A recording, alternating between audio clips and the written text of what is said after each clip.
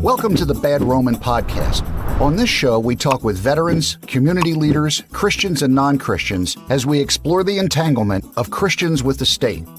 The Bad Roman Project was created out of the firm belief that as Christians, we are called to follow Christ, not the state.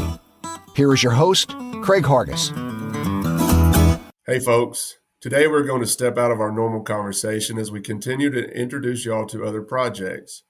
Chris Polk told me about Jared Wall and his podcast, Best Practices, and the work he's doing, and I was immediately intrigued. Jared joins me today to discuss his project and so much more. Let's go. Yeah. Left, right, left, right, left. We got our marching orders, man. Left, right. Would you rather serve God than serve Caesar, you feel me?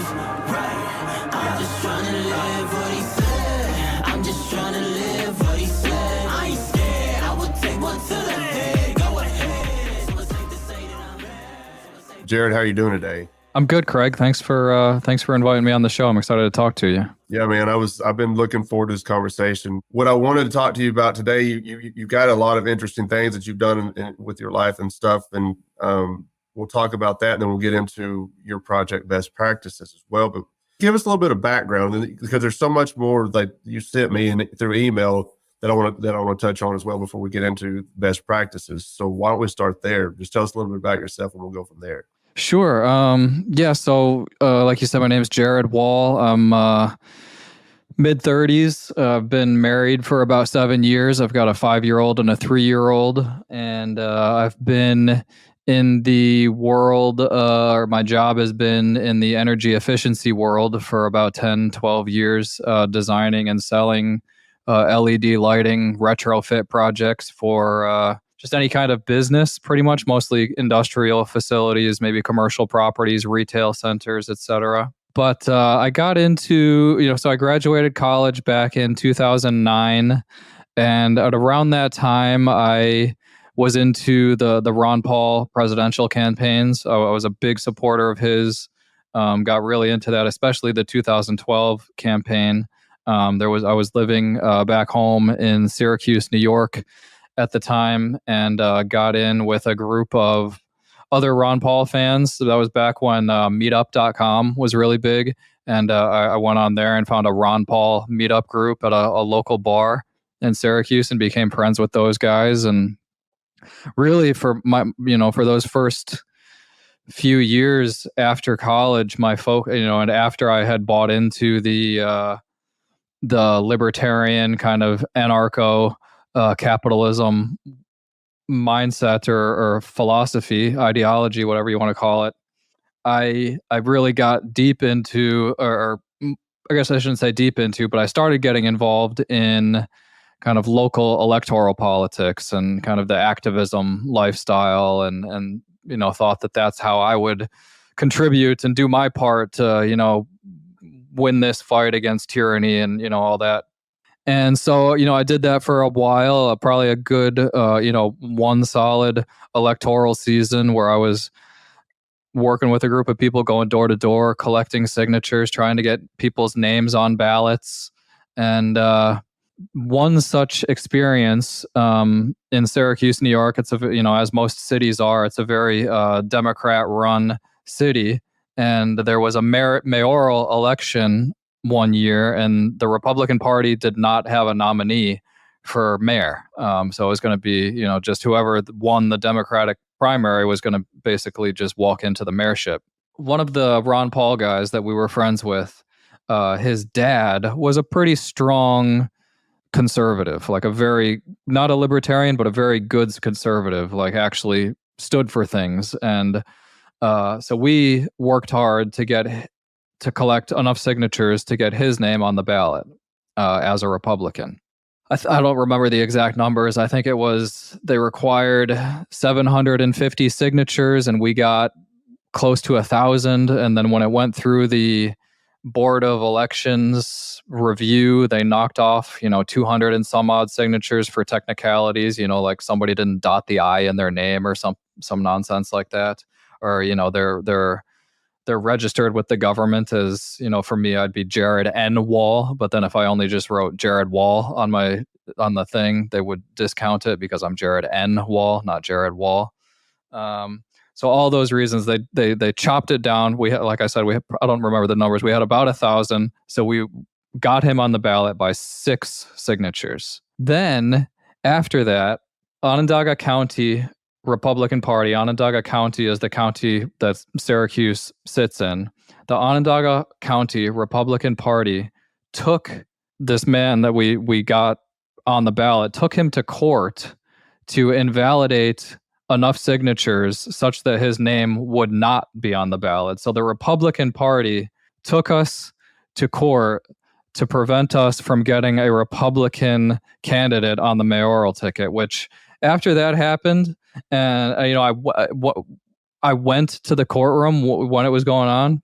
This guy was in the courtroom. He knew some of the other activists in the room, some of the other guys that I was working with to collect signatures, but he didn't recognize me. And I sat down in the course, and he was kind of sitting on the other side, but we were close enough with an earshot. He turned to me. He's like, "Hey, who are you?" I was like, "Oh, I'm Jared. Who are you?" And he was like, "Oh, I'm Tom Dady, party boss." Like, that's how he introduced himself to me. He just outed himself as part of the mafia. Yeah, he's like, "I'm a party boss." I was like, "Whoa, okay." I was like, "Well, why?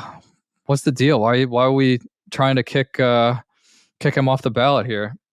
And he just turned to me and he kind of looked out at me from like the corner of his eye, from out of the side of his eye, and he was like, "Do you know everything about him that there is to know?" I was like, I guess not. No. Like, he was like, "Yeah, there you go." Like, I was like, okay. But anyways, so after that, I was just like, well, this is a bunch of nonsense.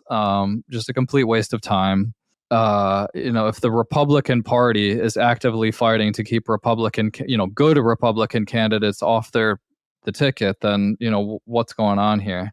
And then also at the same time, I was paying deep attention to, the presidential campaign that was going on, the 2012 presidential campaign, and Ron Paul, getting screwed out of Iowa and then getting screwed out of New Hampshire. It was, disheartening. But fortunately at that time, I was listening to Tom Woods, and I was reading a lot at the Mises Institute and Jeff Deist, and they really started pushing the idea of entrepreneurship and personal development and focusing on what you can control versus what you can't control. And that was really inspirational to me. And that's kind of the track that I've taken since then. Well, see, it's interesting. I'm listening to you talk when you said, when you first got involved with it, you were trying to, I'm paraphrasing, but you said work against tyranny, maybe through politics. And you discovered very quickly. And I think a lot of people who've kind of gone the same route discover very quickly that that's just not going to happen. It's, once you try to get involved with that stuff, you get it sounds good that, okay, we can get better candidates in there that's going to think like we do. But the problem is there's other people who don't think like they do. So you're putting somebody in power over somebody else that doesn't agree with them. And it really kind of flies in the face of liberty. So the whole idea of having a government or a state, there's never going to be true liberty with that involved. And so once you start understanding how they're all kind of in cahoots with one another, you saw the corruption firsthand right there sitting in court, and it's just, you and I sat here and talked for about 15 minutes before we started recording and just to kind of get to know each other a little bit, because this is the first time we've actually had a chance to speak. And I mentioned to you, once I walked away from all that garbage, it released a whole lot of stress in my life where I stopped worrying about who was sitting in the White House or who my state rep was or who was in Congress. I just don't care. Now, every once in a while, when I'm speaking to somebody who's kind of new to the ideals of what I'm talking about or what we talk about with this show or just in the same circles, you kind of meet them where they're at and you can talk to them about some of this stuff and just let them figure it out on their own. And once they figure out, they see the corruption, they start walking away from themselves. And I think that's really how we achieve true liberty, is when we finally walk away from all of this. You have to walk away from it. And once we walk away from all of it, then they lose their power. They have no more power without our support. And the more people that do that, the more power they lose. And I think you're right, what you were talking about, kind of controlling only what you can control in your area or in your life. That's actually the best route we can take, in my opinion. Because if you're worried so much about what's going, like I live in Tennessee, if I'm worried about what's going on outside of Tennessee, I can't control that anyway. I can only control what's in my neighborhood or in my household. Okay. And then it just kind of goes from there. So you seeing that kind of corruption, I mean, it'll blow your mind, and it makes you, I've talked to a lot of people. I don't know if you're familiar with Lily Forrester. She's part of Anarcho-Poco and stuff. And she was back in the day, part of the Ron Paul thing. And she saw what the same corruption you were talking about in 2012. She goes, I'm done with this. There's no point in spending any time giving them my agency or spending time with this, because it's exhausting and it's not going anywhere. You know, and people who've listened to this show know that I did not get to where I'm at through Ron Paul. A lot of people have. I did not. At the time, I was just I didn't like him because I thought he was unpatriotic. But at the same time, I was a neoconservative rooting for Ted Cruz, in 2016 and all this stuff. So I was really messed up. But looking back on the stuff Ron Paul was saying and doing then, I get it now. I just did not get to where I'm at through Ron Paul. A lot of people did. Yeah, I think I was kind of lucky in that sense. I mean, like I said, I was in college at the time when I first learned of him, and I was a pretty big pothead at the time. And one of my roommates, basically, he was like, "Hey, check out this video. There's check out this debate. There's two guys running who are talking about legalizing weed, but he's like, but one of them is talking about legalizing all drugs. It's like check that guy out." And so that's the first video I watched was something about Ron Paul and Dennis Kucinich going back and forth, trying to basically one up each other as to who was going to legalize more drugs than the other one.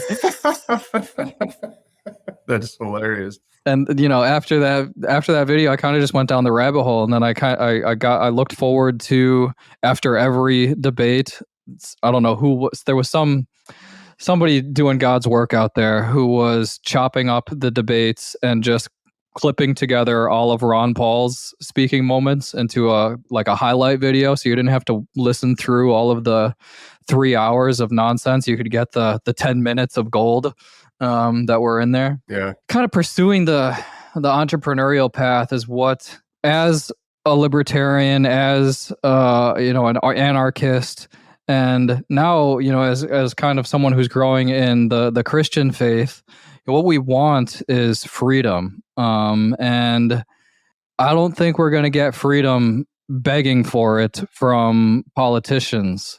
I think we're going to get freedom by trying to earn as much wealth as we can and become geographically free, maybe not being tied to a location, maybe having the ability to maybe look overseas if that's what you're into. For instance, my wife is from Kenya, and we've got 2 young kids, and it's a big goal of ours to have our children be able to grow up at least a part of their childhood in Kenya. And so that freedom to do that, only a part of it is related to political freedom. A big part of that is related to my financial freedom. And I mean, there is a big aspect of financial freedom associated with what I'm talking about there, with, customs and immigration and moving back and forth from one country to another and tax laws and all that. And it is a bunch of nonsense and it can get very annoying.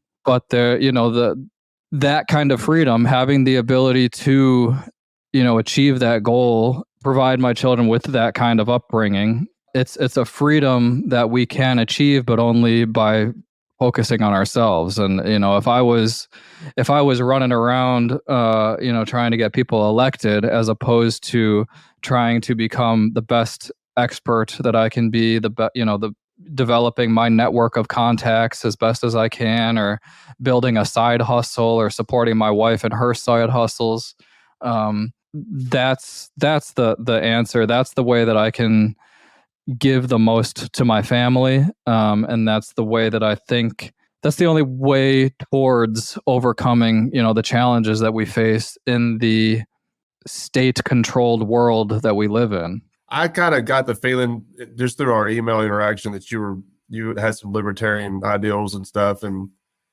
with the folks that you know in the same circles and stuff. I didn't know you were an anarchist. And also, when we were talking before we started recording, you mentioned your faith. And when I said in the intro, this is going to step out of the norm, it looks like we're going to be able to tie some of this stuff in that we normally talk about on the Bad Romans. So I want to touch on the faith aspect of it in a second, but something in your email and kind of really caught my attention as well, and it's how you know Scott Horton and the work he did with Scott Horton as well.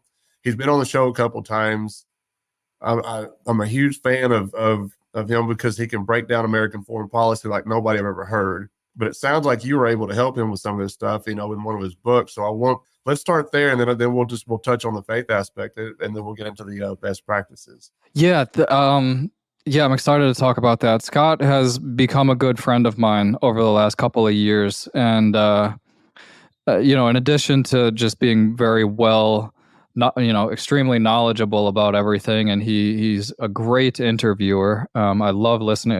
His podcast is probably the only one that, since I've started listening to it, I have listened to every single episode that he's put out. I just love listening to him. I love the way not only his take on foreign policy, but even his take on like libertarian political philosophy in general. Like, he's very in the foreign policy world, I guess in the anti-war world, there's a lot of leftist people in there, a lot of, kind of that leaning kind of a person. And he's very patient and capable of talking with those kind of people while not giving up his free market economic libertarian ideals. But anyways, so Scott Horton, I reached out to him just randomly one time, basically saying, hey, you've recommended all of these books over the years as I've been listening to you that I've read. I've loved all of them. Do you have a place where you have just a list of books that you recommend? And then he emailed me back with his phone number, just saying, hey, call me. And I was like, oh, awesome. I get to talk to Scott Horton now. That's cool. And I called him and he was like, hey, so I'm working on this book right now called Enough Already, and I'm trying to do a whole bunch of research for it. Can I give you some books to read basically on my behalf, do some research for me for that book? And I was like, yeah, awesome. And he was like, okay, what, he was like, it's about all the terror wars. Is there a particular terror war that you're interested in? And I was like, well, my wife's Kenyan. I'd be interested in Somalia. I'd be interested in Libya, kind of the stuff that's been going on in Nigeria, Niger, all that kind of stuff, Mali. He was like, great. He sent me a list of books and I read them. And now my name will forever be in the acknowledgments section of his Enough Already book, which I'm proud of. That is very cool. Yeah. And then after that, so, kind of along my entrepreneurial journey, one of the detours that I've taken was to get into the cannabis industry. I learned of Delta 8 THC cannabis, which is basically legal weed. It's the market figured out a way to provide THC containing cannabis in a legal way, or in a technically legal way. I guess I should say in a technically not illegal way. So I created an e-commerce website and built a business around that. And all during that same time, as I was building that business, Scott and I had maintained contact and had kind of gone back and forth a few times. And I suggested to him the idea of, because he had already put out a book called The Great Ron Paul, which was a collection of interviews that he had done with Ron Paul. I said, why don't you put out a couple, some other books that are just, collections of your interviews transcribed. And I just threw out some ideas. I was like, you could do a book about Yemen. You could do a book about Libya. You could do a book about nukes. And he was like, oh, nukes, that's a good idea. And so I kind of like jumped on that. And we never really revisited the conversation. But ever since he, kind of indicated that he liked the idea, I found a whole bunch of episodes that he had recorded about nuclear weapons, about the threat of nuclear war, about activist groups protesting nuclear weapons, etc., things like that. And for about 2 years in my free time, I was transcribing his episodes. And then eventually I just sent it to him. And it was only about half done from what it had ended up turning into his new book that he just put out, Hotter Than the Sun, which is a collection of interviews all about nuclear weapons. I think the subtitle is Time to Abolish Nuclear Weapons. But my name is actually on the title page of that book. It's by Scott Horton, transcriptions by Jared Wall. It's really cool. I guess I say that to say that after I sent that to him, he was all grateful. We went back and forth a couple of times, adding, other interviews and kind of rearranging it. And we went back and forth with the editing a few times. But then in the meantime, I had launched my cannabis e-commerce website, which was called The Hemp Spot, thchempspot.com. Don't go there now. Right now, it's shut down. He had me on his show to interview me about what it was. It was almost kind of an infomercial for me, but then he ended up advertising for me for years, for I guess for 18 months, for as long as I had the business running. And so him and I have had a great relationship. We're actually working on another book of transcriptions right now. That's kind of speaking to, as opposed to focusing on politics and elections, one of the things that I've been focusing on is networking and getting to know more people and just trying to develop relationships that are meaningful and also valuable and beneficial. And that relationship that I was able to develop with Scott is one that I'm very I place a high value on. Well, I mean, that's incredible, man, because like I said, listening to Scott Horton, and I told you this in the before we started recording, reaching out to him, I messaged Pete Quinona to try to figure out how to get in touch with Scott Horton, and I said I want to talk to him because I want Christians to understand what anti-war actually means, because if you go back to the teachings of Christ in the early church, they were all anti-war, and he, over 2,000 years later, the church is not anti-war. They speak to it, but they're also about supporting, I guess, depending on who's in office. If Biden's in office right now. If Trump was in office and he was continuing that genocide in Yemen. Yemen's a soft spot for me. That's what I wanted to talk to Scott Horton about originally was Yemen. But they just glossed over the fact that Trump was continuing that, or they just never pay any attention to it. And Biden had talked about ending it. Biden never ended it. He's ramped it up from all accounts. And we're getting Scott Horton on, who is not a Christian, but he could talk about the anti-war side of it and getting Christians to understand just what's going on in other countries that Christians should not be supporting regardless of who's in office. It doesn't matter if you voted for Trump or Biden. If you're a Christian, it doesn't matter. We should not be killing people in other countries. That's not anything that Jesus would endorse at all whatsoever.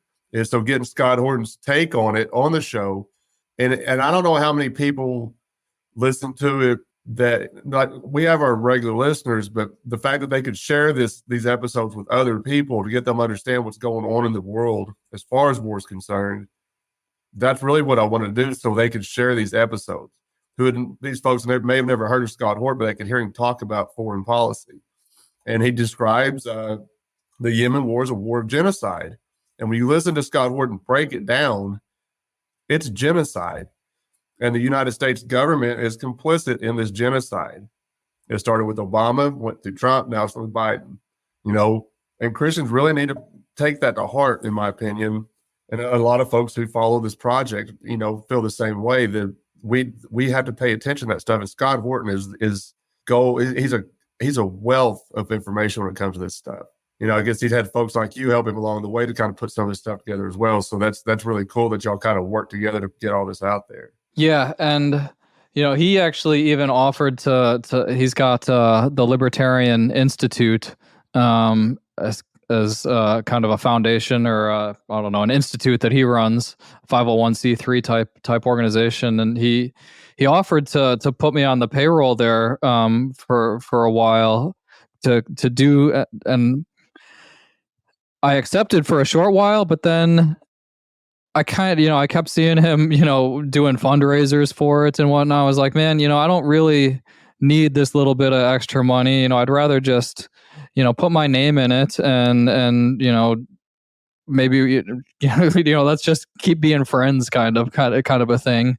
And I don't need, maybe in the future, if I leave my day job to pursue that, life of geographic freedom that I was talking about, maybe I'll reach out to him in the future and say, hey, I'd like to get a little bit more serious on helping you out. Maybe I'll take him up on it then. But, where I'm at now, it wasn't something that I needed, but I mean, to your point, yeah, Scott is great, and one of the things that I've seen him do is, so I saw him speak at a Libertarian Party state convention a few years back. I attended as a vendor to basically hawk my Delta 8 cannabis products to libertarians. But he was there speaking at it, and so him and I got to hang out for a little while. But he got into it outside of it with somebody who probably would classify themselves as a Christian, but basically was coming at him on his anti-war stuff by saying like, "Oh, but what about the Muslims?" kind of a thing. And so he was very capable of having that not really theological discussion, but I mean he's well versed enough. You're right. He's not a Christian, but he's well versed enough to understand that Christians should be anti-war, and Muhammad doesn't say kill everybody who's kill the infidels kind of a thing. It's not just that, and he's very good at being nuanced, but also being very principled. Yeah, and I gathered that from talking to him as well, because he would even bring up some stuff in Scripture because he knows enough about the Bible even without being a Christian. And a lot of people who are not Christians know enough about the teachings of Christ where they respect the teachings of Christ and know that Jesus would not be condoning any of the wars going on. He knows enough about it to speak to it, and that's impressive to me as well. When folks who don't claim Christianity, but they can still speak to it because they know enough. Jesus is universal. If you really go back to what Jesus was saying, then you understand very quickly that he would be anti-war. He was still anti-war. I mean, it was love. That whole love your neighbor and your enemy type thing. That stuff's glossed over. And I think Ron Paul even talked about that in the debate, the golden rule, do unto others, so yeah, well, that's funny you said that because I was one of the ones booing him. Like I said, but I wasn't at the debate. I was just, on my couch watching the debates. But like I said, I was a card carrying neocon. So I was one booing him like, this guy's not patriotic. He's not supporting our troops. That's the mentality I was in at the time. I'm no longer obviously in that mentality, but the Scott Horton take on all this stuff is, I've not heard anybody else be able to speak to it the way he does. And it's like it just rolls out of I can't imagine what's going on in his head constantly with this stuff. Like he's got his brain has got to be exploding at some point with all this information he has, and he gets it out. And I think more and more people are starting to listen to it. I hope, especially on the Christian side. I hope on the Christian side of people are starting to reach out and try to understand or listen to this stuff and understand where we've got it wrong this whole time since Constantine, So talking about that, you mentioned HempSpot. Let's touch on this real quick. Then I want to get into the faith side, or your faith side, and then we'll get into best practices. But tell me what happened with HempSpot. You mentioned that in email a little bit, and we talked about it a little bit before we started recording. Tell me what happened with that, why you're no longer running that business. Yeah, well, we launched that, maybe May or June of 2021. And, I just kind of jumped right into it. And so I opened up a business banking account with a local credit union here in North Carolina where I'm at. And I built a website, and I got it set up with PayPal to accept, credit cards. And then I launched basically with my appearance on the Scott Horton show. And in like the 5 or 6 weeks after that first interview, and he was advertising for me as well. It had grown pretty quickly. It was grossing about $1,000 a week there within the first 5 or 6 weeks, which wasn't enough to draw a salary from by any means, but it was enough that it was paying for itself, and it was growing, and my inventories were able to be maintained by the business. But I did not realize that the banking and payment processing firms out there are very leery of doing business with anybody in the cannabis industry. I don't exactly know why. I mean, my speculation is that they're just kind of fearful of potential litigation from politicians and bureaucrats, which fighting politicians and bureaucrats in the courts that the politicians and bureaucrats own doesn't go well for anybody. So I don't really blame them for not wanting to, risk that kind of confrontation. But it's still, it still was annoying for me in that, 6 weeks after we launched, we received an email. I want to say it was on a Tuesday morning at like 3:30 in the morning.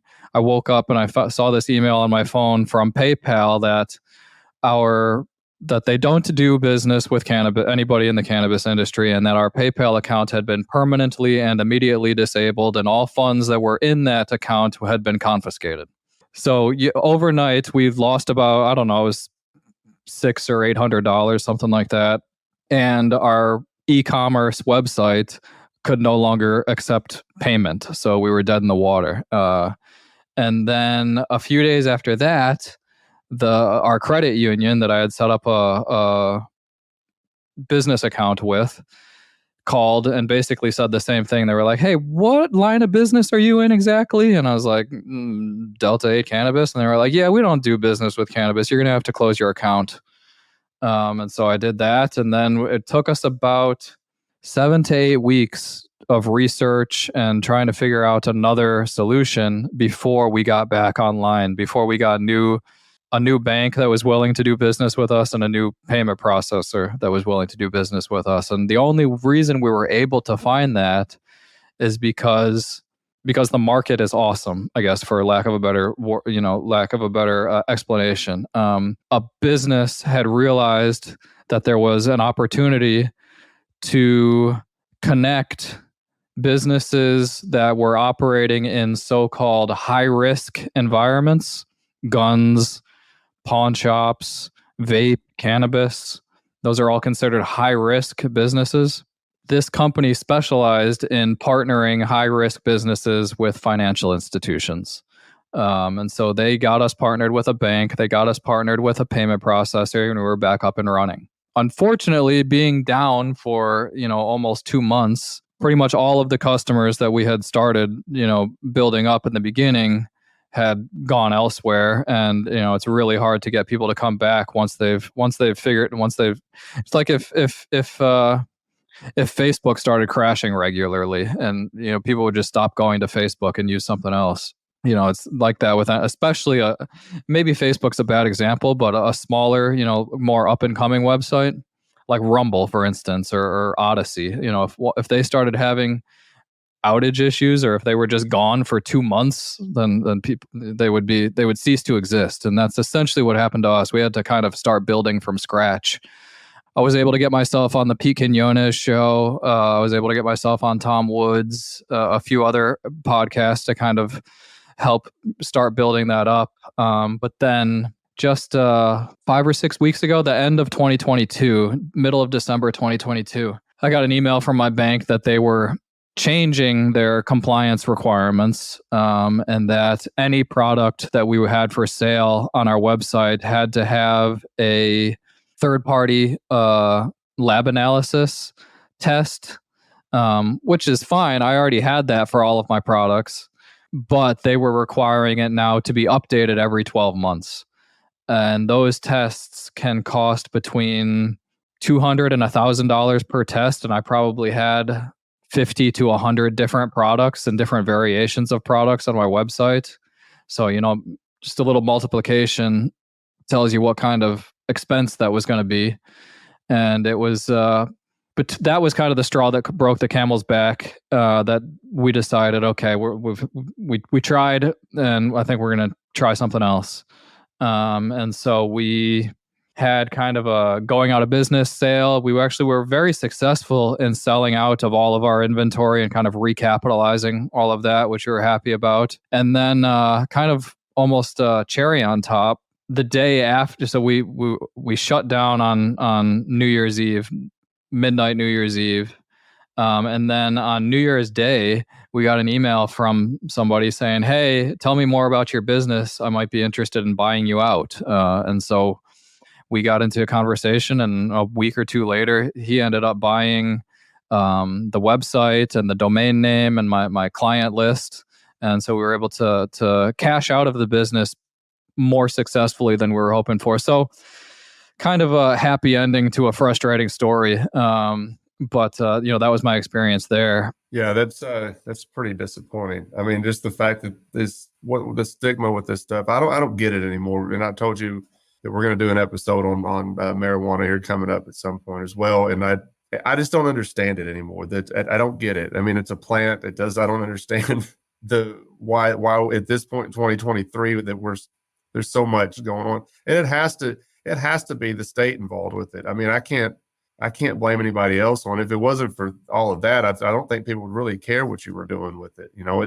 Yeah, I mean, as I was involved, part of what I did from a marketing standpoint for that business was email marketing, and not just the kind of email marketing that people like Tom Woods kind of espouse, where you tell a story, you get people engaged, and then you kind of just make a small pitch at the end, kind of a transition, but give people a reason to open the email because you're going to provide some kind of entertaining or informative or educational valuable content of some kind. And so I bought myself this book called Smoke Signals, and it's basically just a history of cannabis in the USA, and it's fantastic. It's actually really, really, really well done. And so I would just open up that book to like any page and find a story and, put that story into my own words and use that as a marketing email.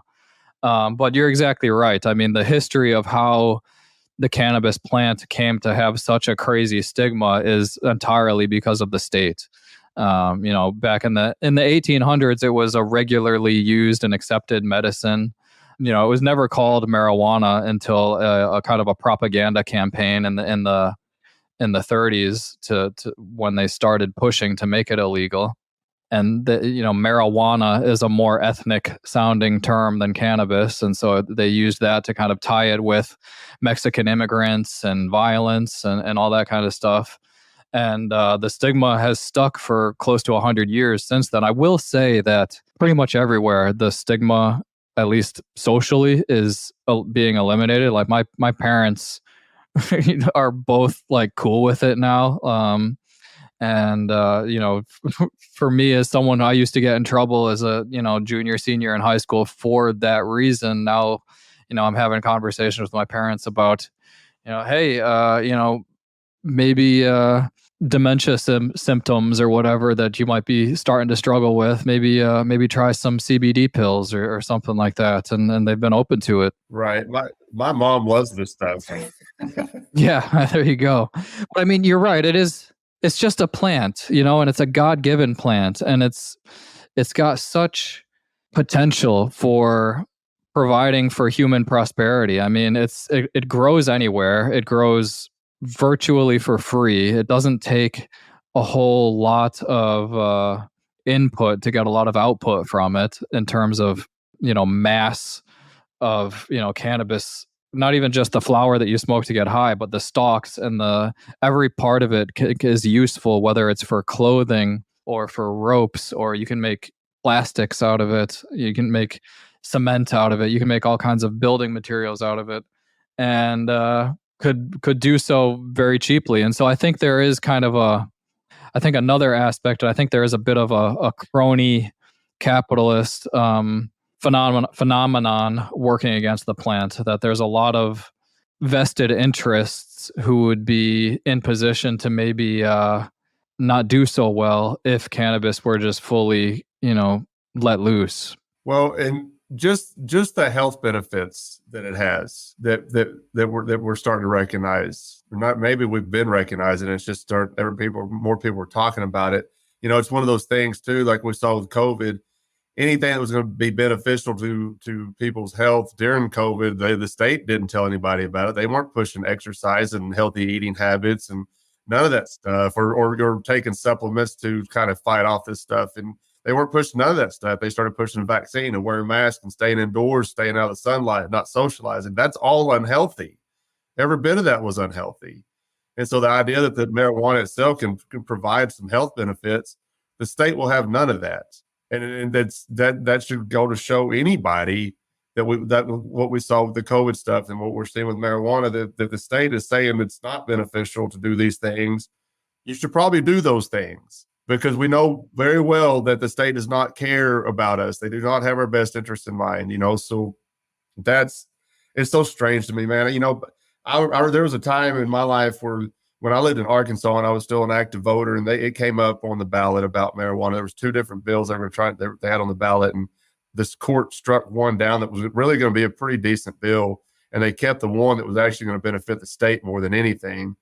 And it's just garbage. But at the time, I voted against all of it because I was like, marijuana is the devil's lettuce. That was my mentality. We can't have any of this stuff. I'm still in that mindset, but I don't get it anymore. We got to let people do what they want to do. If they're not harming you, then what do you care? What do you care? I mean, it's just a plant. I mean, come on, God, and everything. If God gave us these plants, there was a reason why. I mean, so, if it was me, and I told you this before we started recording, I would love to be able to smoke some marijuana or some cannabis or whatever you want to call it. But there's still that stigma where, like, if I got hurt at work and it's in my system, then I'll lose my job. So it's just not worth it to me to risk that. Now, if that ever changes, and I've had folks tell me, they're like, well, they're never going to drug test you unless you get hurt. I said, yeah, but I'm that one person that would actually get hurt with that stuff in my system, and I'd lose my job. If it's going to happen to anybody, it's going to happen to Craig. Yeah, I mean, there is the point that people make that the gateway drug and problems with addiction and whatnot, and there's legitimate arguments to be made there, but I don't think there's a legitimate argument to be made that therefore we need the state to pass all these laws and lock people in jail if they don't obey, kind of a thing. I think, yes, there can be a problem with abuse and addiction and whatnot. The solution to that is at the family level, at the community level, at the church level, to intervene with love as opposed to intervening with handcuffs. Right. There you go. Hey folks, Craig here, and I'd like to let y'all know we are always looking for writers to contribute to our blog. I don't care if you have any experience or not. 2 or 3 of our contributors had no prior experience writing, and it turns out they have a real knack for it. Our project coordinator helps them put the articles together, and she publishes them on our website and Facebook page, and you will also have the option to come on the show and go more in depth about your article. So if you like what we're doing at The Bad Roman and would like to try your hand at writing, then send us an email at thebadromanpodcast@gmail.com. We're having a blast with this project, and we would love for you to join us in helping promote it. Now back to the show. Well, let's talk about that. You mentioned the church. Let's talk about this for a second, and then we'll get into best practices. Let's talk to me about your faith a little bit. I was really kind of curious if this would ever come up, because I didn't know anything about your faith side of it. So let's talk about that a little bit. Where are you at as far as your faith? I know you said you told me that you were raised Catholic and you kind of got away from it. I'm sorry, and then now you're kind of coming back to just trying to understanding the teachings of Christ.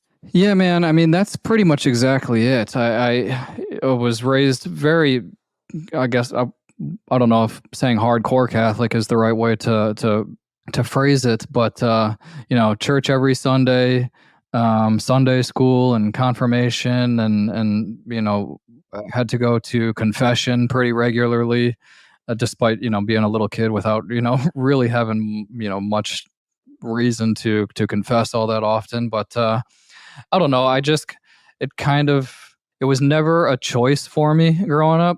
It was just an expectation. And then when I got the freedom that, it wasn't forced on me anymore, I just chose not to. But then, since I've gotten married and since I've had kids, my wife is a Christian, and I've just found the value in finding something that's greater than it, because I want to be the best husband I can be. I want to be the best father I can be. And so, but I don't think I have it inside of me to just know what that means. What does it mean to be the best father? What does it mean to be the best husband? And so I was kind of looking for a mentor or a guide or a role model for that. And they don't really exist in the world. I mean, there is, because everybody has flaws. And like, as much as I might admire somebody, there's always that thing where like, yeah, but but they suck in that area, or they you know, but they do this that I just would never do, kind of a thing. My wife, the Bible had always kind of intimidated me. My wife gave me just a very small, almost like pocket-sized New Testament, and she was like, "Well, why don't you just read the gospel?" The Bible, reading the Bible from beginning to end is very daunting. But why don't you just read the gospel? Read about Jesus. And reading, I just started John, I think, the fourth gospel, and I gotta say Luke is my favorite so far. But it's been great. I mean, it's been that role model that you're kind of looking for, of like, oh, I want to be the best, the best human, the best. I want to do right as often as I possibly can for my wife and for my children. That I need to do what Jesus was doing. There you go. It's, I still really don't like going to church, going to a building and listening to a preacher, and kind of like, I feel, I don't know. There's something about it that I just can't get into, but I do like reading the gospel so far. And probably my next step is going to be trying to figure out and exploring and trying to learn how to pray a little bit more. Like, that would be something that would be new to me. I have a cousin who's a Catholic priest, who's actually, he's a Latin Mass Catholic priest. He kind of disassociated himself from the Catholic state, church hierarchy, and kind of is kind of his own separate thing now, doing the Latin Mass. But I was kind of talking to him about this last time we were together, and he suggested a book about kind of learning what the spiritual life is and what prayer is. So and so that's probably next on the shelf here, as far as books to read. But really, as far as prayer for me goes, right now it's pretty much just been confined to the Lord's Prayer, and then maybe just kind of asking for help in an area that that's part of the journey that I'm still kind of learning. But I guess that's where I am currently. I know that it's hard to logically get to a universal morality or a universal truth without some kind of universal connecting force. And I can see Jesus and God and Christianity as that connecting force. I gotta say something, and you said something to your wife when she said, just read Jesus. She's speaking my language. I gotta tell you that right now, because like you said, reading the Bible from beginning to end is daunting. And what I've tried to do with this show, and it's what I've done with my own faith, is just get back to the very basics of Jesus, and then everything else kind of works itself out. And from what I can tell, and in my own life, just get back to the very basic teachings of Christ, and then let's see what happens, and let's go from there. But when she said that, just read Jesus. I think that every Christian, and I don't care how long a person's been a Christian, should just get back to Jesus. And I love what she told you. Just start with Jesus. And let's see what else, what happens after that. And that's the best advice anybody could give a new Christian or even an old Christian. Just get back to Jesus, because a lot of Christians these days have even gotten away from the teachings of Christ himself. Yeah, man. And it's really, like I said, it's been great. I've really enjoyed it. She walked into the bedroom the other day. I was sitting there reading it, and she was like, "What you doing?" I was like, "I'm just reading about that dude." And she kind of laughed, but like I was kind of, it's almost like exciting. Like he was so cool. Like he just walked from place to place with nothing, preaching, just saying words. And his words were so inspirational that people would stop what they were doing and follow him by the thousands. Right. Like give him anything that they had to give him, like all of the oil that they would just dump it on his head, or, whatever. Imagine being like, I can see how it ultimately culminated in the crucifixion, because like, imagine being the Roman government at that time. And then there's just this guy walking around, and he can speak for 5 or 10 minutes and get everybody to be like, yep, that's the guy that I'm following. He's my leader now. Not these Romans over here, but that dude. Like I can see how they were threatened by that. But I also I love kind of like the the anarchist kind of aspect of that. I mean, it really, kind of venturing into Christianity, but with almost like an anarchist libertarian root. That that was what my biggest interest was for the last decade. Like I've read so many, you can see the bookshelf behind me. All of that is just libertarian and history and economics books. But now I'm like, okay, well, I've got that. There's something more. And I think faith is that something more. That's awesome, man. I got to tell you, man, just listening to you talk, I'm grinning like a possum on the outside and on the inside. I mean, I love listening to folks talk like this, especially, you're just kind of coming back to it or just new to it, and just hearing you say that. I think you can get more wisdom from somebody who's just trying to learn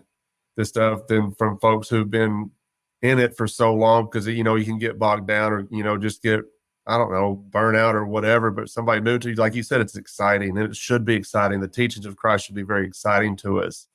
Like you mentioned, there's a saying when they were saying that Jesus is king, that meant Caesar is not. So with Jesus walking around with this language of love your neighbor and love your enemy in itself was just a subversion of the state itself, and the state couldn't stand it. And it culminated in his death, from religious leaders and the empire. The empire and the religious leaders worked together to murder Jesus because of his subversion of the state, and he was saying things that religious leaders were not good, or they weren't cool with it either, so he was taking power from Caesar and from the Pharisees, but all he was doing was talking about love your neighbor and love your enemy. Man, I love this. I love how this conversation has kind of flowed, into this right now. But before I let you go, tell me about best practices. Because what I wanted to do with this series of episodes is get people familiar with other podcasts out there. I was listening to, I don't know if you ever listened to Joe Rogan, but I was listening to him the other day, and I don't know if this number is accurate still or not, but something over like 2 million podcasts out there. And some people will say, well, there's just too many podcasts, and I have a different opinion. I think we should flood the arena with as many podcasts as we can, because I'm of the opinion also that the more podcasts we can have, the more people start pulling away from corporate media. And we're seeing it. People are sick of corporate media, but they're wanting to get some information from somewhere, so they're latching on to podcasts. And what I want to do with this is get people more familiar with other podcasts, because not everybody's going to be listening to Bad Roman and just sit around and wait for another 2 weeks and wait for another Bad Roman podcast to come out. They're going to go listen to other podcasts. I mean, that's all I listen to is podcasts if I'm not listening to music, right? So the idea of getting other projects out in front of people's, faces on the Bad Roman, they'll give them something to listen to in the meantime while they're waiting on the Bad Roman to, publish another episode. So tell us a little bit about best practices. Yeah, I appreciate that. So Best Practices is my podcast. It's I guess the subtitle of the podcast would be Expert Ways to Own and Operate Industrial Facilities and Commercial Properties. And kind of like an extension of, my entrepreneurial efforts. This is kind of a personal development, professional development kind of effort of mine. I've been, like I mentioned earlier, I've been in the world of designing LED lighting retrofits for industrial facilities and commercial properties for a long time. And so I've been in and out of thousands of those kind of facilities, from as small as, just a local kind of mom and pop, maybe auto shop, to as big as a 500,000 square foot manufacturing facility. In developing those projects and in those years, I've met other people in the industrial space, and I kind of launched this podcast as kind of a way to brand myself and to market myself as an expert in the industrial world. And so we don't, LED lighting is my thing, and so we've got a couple of episodes on that. But then we've got episodes on pretty much just every aspect of anything related to the industrial or commercial environment as far as buildings are concerned. So I've got an episode with a guy who owns an asphalt and concrete repair company, and they developed a pretty unique solution that makes their services better and cheaper and less intrusive than their competitors' services. So I found that interesting. I had an episode with a guy who specializes in making refrigeration equipment as efficient as possible. And by refrigeration equipment, I mean like big refrigerated warehouses or large-scale walk-in coolers, walk-in freezers that you would see in grocery stores or in convenience stores or liquor stores, etc. I've interviewed our mutual friend Chris Polk a couple of times about the trucking industry and what's involved in moving goods from an industrial facility to a commercial property, for instance, from where it was manufactured to where it's going to be sold. And so, yeah, I mean, part of my job, my job is kind of a sales role. And so there's always a business development aspect of it. There's always, trying to grow the pipeline aspect of it. And so, I mentioned before we started recording about how I had quit social media, just for a few reasons. But the only social media that I still do participate in is LinkedIn, and really just for professional reasons. I don't, it is starting to get more Facebook-like, and that there are more and more politically charged posts on there, but I just scroll right by those. And my focus on there is just to put myself out there as the guy to go to if you need new lights, if you're considering switching over to LED lighting, or if you're just considering energy efficiency improvements to your facility in general. I like to think that I've got a pretty good kind of a unique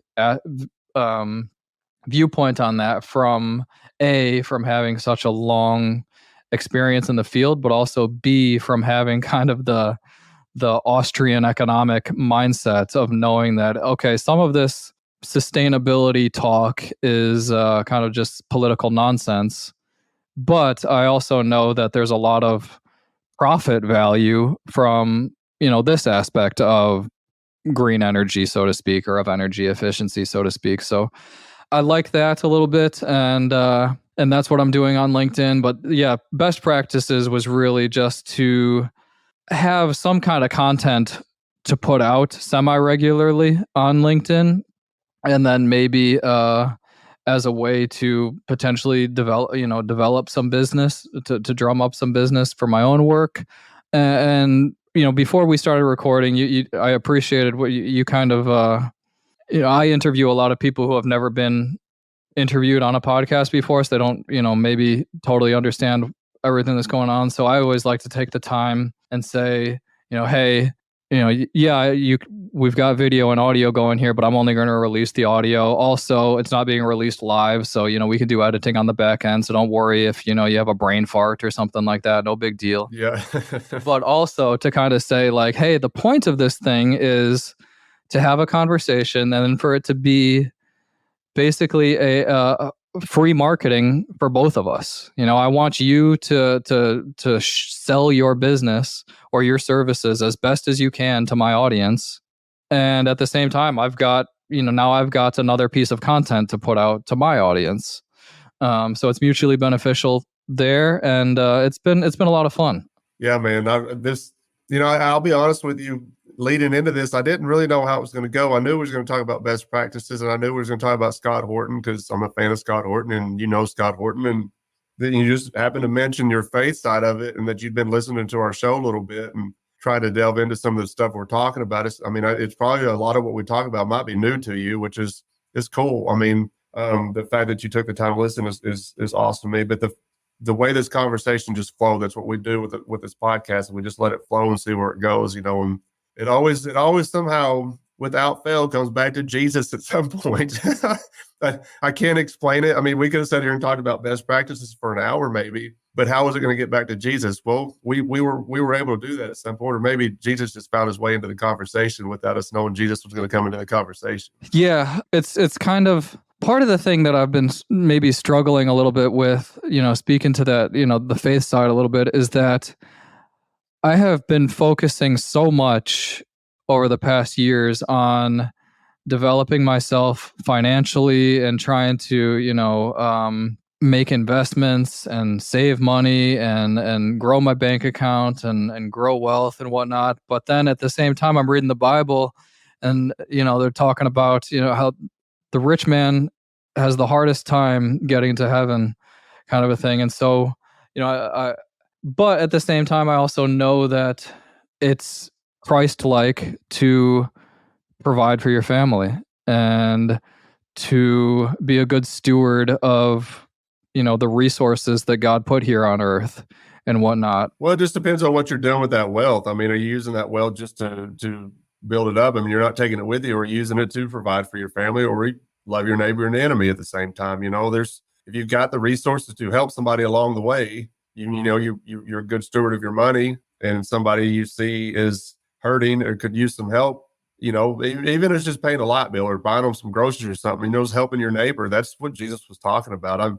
The whole rich man conversation you were just talking about, I think it was more along the lines of the rich man was so worried about losing his wealth that he would not give it up to go follow Jesus. Now, if you got the wealth, that you can give it up to follow Jesus and uses this wealth to help people along the way. I mean, if you're doing that, man, you're doing the work that Jesus wants us to be doing anyway. I mean, that's what it boils down to. Love your neighbor, love your enemy. So don't overthink that too much is all I can say. Thanks. Yeah. And I mean, like I said, the goal that my wife and I have is, we need wealth to achieve that goal, but the goal is for, the well-being of our children. It's also because, she came to the U.S. From Kenya to go to college. She was a top performing student when she was growing up. And so she got a scholarship to come to university in the US. And when that happens, the expectation from, family and friends and whatnot back home is that, okay, you're going to be a career woman, you're going to get a job, you're going to be successful, and you're going to help your people back home. You're going to, basically, you're going to change the world for us, kind of a thing. Right. And so it's been kind of, we've become, I can't say this enough. And you kind of, one of the episodes of yours that I was listening to, we were talking about it, but part of my transformation occurred when I got married. I mean, I was probably starting to go down the path of, degeneracy and whatnot. And getting married really saved me from that, I think. Not, there was nothing ever, I hadn't really gotten out of control by any means, but, it really did help me to refocus, and her and I have really, really become one. Kind of how a marriage should be. Like we're one mind, we're one goal, and so she was able to see the vision of not putting our children into daycare and homeschooling and not putting them in public school, and maybe living a little bit lower standard of living so that we can, benefit in the future. And so, that's part of what we're working towards. And in order to, or I guess another aspect of being able to build that, whether it's a bicontinental lifestyle or going back and forth between Kenya and the US periodically, will require building sources of revenue, sources of income, ideally in both countries. What our big goal is to create jobs in Kenya. And I feel like, kind of to your point of what you're doing with the wealth, and I feel like creating opportunity and creating jobs and developing mutually beneficial economic relationships and opportunities. I feel like that's, I don't know, it should be Christ-like. I'm not as deep dived into it as like we've been saying to speak to a chapter and verse that would prove my point there. It's a lot, man. And I'll give you another piece of advice. Don't don't burn yourself out on it. Just take it a little bit at a time. It's a journey, man. You're going to get to a point, and then once you get to that point, you're going to be like, well, there's something else, and just take it easy. Just don't rush into it. Don't overwhelm yourself with it, and just it all works out for the greater good, anyways. When it comes to the stuff with Jesus, I mean, it's all like I mentioned 1,000 times on the show. He's got our best interest in mind. So just don't overwhelm yourself with it. Just take your time with it, and don't overthink it either. I'll mention this too, and I told you before we started recording, we just started a new network, the No King But Christ network. And if you're interested, go check out NoKingButChristNetwork.com. And right at the time of this recording, we've only got 3 projects. It's the Bad Roman, Expedition 44, and Rival Nations. And you can go to this one hub and get all different kinds of content from the Bad Roman, from Expedition 44, from Rival Nations. So Rival Nations is not a podcast, it's just a blog, but they've got some fantastic articles. And any topic you want to learn more about, I'm pretty sure they've got something they've written about on there that you can go read. So, and that's a plug for the new network as well. So before I let you go, why don't you just go ahead and plug whatever you want to plug, and then I'll let you get out of here and get back to your family. Yeah, there's really not much that I would plug at this time. I mean, best practices is really my main kind of public facing, anything that I do.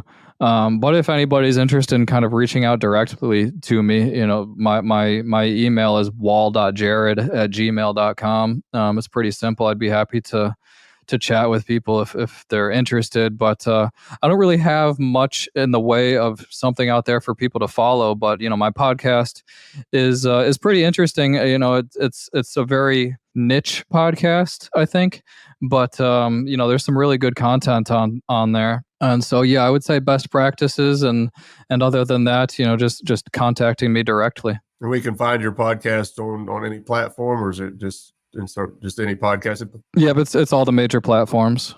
Folks, if you're listening to this and waiting on the next Bad Roman podcast to publish, go check out Best Practices. You're going to find some interesting content on there about some stuff that you may know about and some stuff you don't know about. But Jared, I really appreciate you taking the time to come on the show. And this has been a cool conversation, man. We talked about a lot of different things, and it turned into a really good conversation. I'm really pleased with how this went. Awesome. Yeah, I'm glad Chris suggested that we get together and maybe we can talk again sometime. Chris has got a big mouth. We love you, Chris. Yeah, of my episodes, I think I've got about 20 episodes out currently. The 2 longest ones are the 2 with Chris. He's got a motor mouth, and sometimes you got to cut in just to get him to stop so you can get a word in edgewise. But we love him. After we press end on recording, then we talk for another hour after that. Yeah, that sounds like Chris Pope. All right, man, I'm gonna let you get out of here. I've got to run and get ready for work, but I really do appreciate this. Thanks for joining us this week on the Bad Roman Podcast. Be sure to subscribe to the show wherever you find your podcasts to never miss an episode. And while you're at it, if you like what you heard, we'd appreciate a rating on iTunes. Or if you'd simply tell a friend about the show, it really helps people find us. 100% of donations are given to local charities in Memphis, Tennessee. To learn more about the Bad Roman Project and to find show notes, please visit thebadroman.com.